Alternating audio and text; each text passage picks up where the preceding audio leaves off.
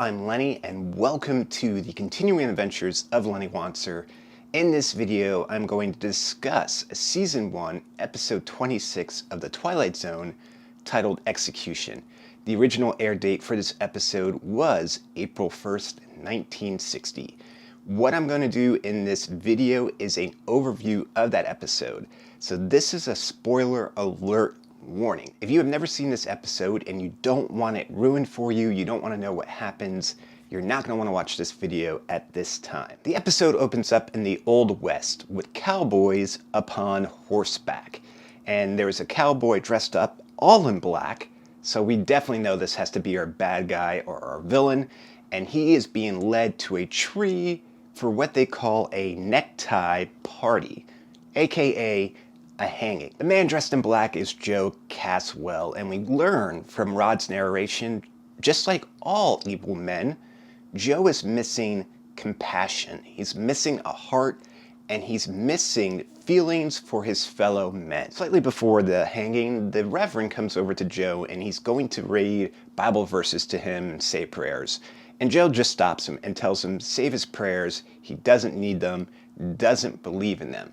And we also find out from the judge that is there that Joe's crime that he's being hung for is shooting an innocent man in the back. So he didn't even have the decency to challenge him to a duel or to face down the man that he shot. An innocent man at that. As the execution gets underway, Joe's whole body, everything about him disappears from the rope right in front of the eyes of the Reverend, the judge, and the party there to witness the execution. As Joe begins to wake up and he comes to, he sees that he is looking up into the face of the professor from Gilligan's Island, actor Russell Johnson, playing a unnamed professor or scientist within this episode of the Twilight Zone. Joe, who's having a difficult time speaking, most likely because his windpipe was being crushed from being hung, asks the professor, where is he? And the professor responds, a long way from home. A very long way from home. And we learn that the professor has built a time machine that has plucked Joe out of the past and brought him 80 years to the present New York City. Yes, the professor has built a time machine, almost one that kind of works at random, and he doesn't know the person that he's just removed from the past or their history. What the professor is hoping to accomplish is to study the subject that he's brought forth into time. He wants to learn about the time period that Joe is from and all about him and what kind of life that he had. We learn from the audio recordings that the professor has made that Joe has told him that he worked as a trail boss on a cattle ranch in Montana in the year 1880, and that all of a sudden he blacked out, and the next thing that he knows, he woke up in the laboratory. During the audio recording, the professor admits that he doesn't like that Joe can't recollect or says he doesn't know why he has the mark of a rope deeply engraved across his neck. The professor admits that he doesn't like the look of Joe. He's giving off a bad vibe. He can't help but feel that he has plucked accidentally a primitive from the 19th century and let them loose within the 20th century jungle. Shortly after making this recording, Joe and the professor have a discussion about right and wrong, justice.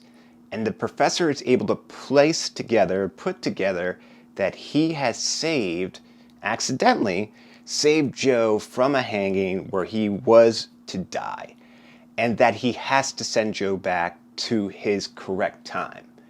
Joe mentions that he has already died and been to hell once, and that he refuses to go back. The two men get in a tussle, get in a fight, and the professor goes to reach into a desk drawer and pull out a gun, but Joe grabs a desk lamp and smashes it over the head of the professor, knocking him out, and he grabs the gun and he runs out into the night. After getting stuck in a telephone booth with the door closed behind him and hearing the voice of the operator over a device that he doesn't know is a telephone, he freaks out, busts out of the telephone booth, and runs into a bar where the sounds emitting from a jukebox, the music, also freaks him out. He doesn't know what this is, and Joe smashes up the jukebox to get the noise to stop. The bartender, not knowing the story of Joe, but thinking that this guy is completely off his rocker, entertains him as best he can because Joe does have a gun and appears to be unstable.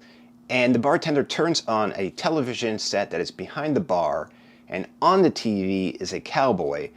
And Joe, not knowing that this is a television program, shoots the TV thinking that the cowboy is challenging him to a real-life duel. Confused completely by all the sensory overload, Joe runs out into the night again and goes back to the laboratory where he sees that the professor is either still unconscious or dead from the blow that he took to the head.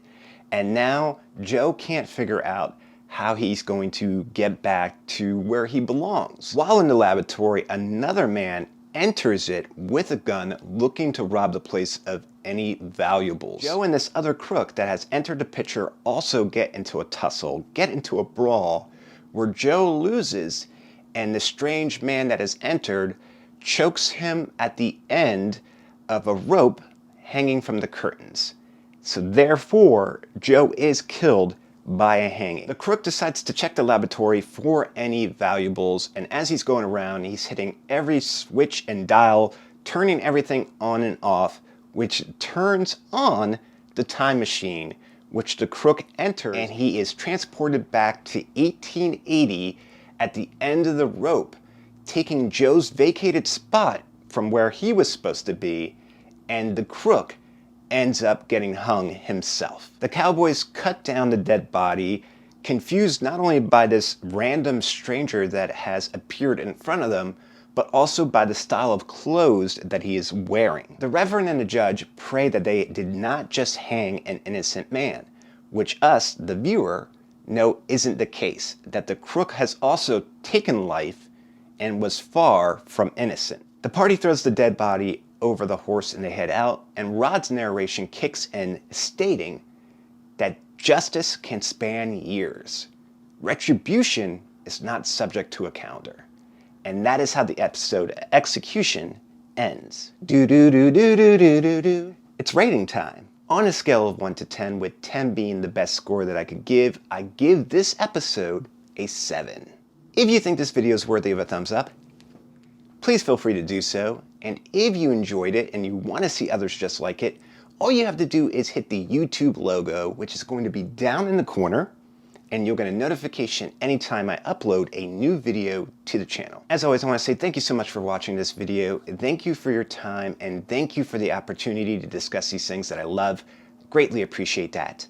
Please be safe, be careful, and I'll talk to you soon.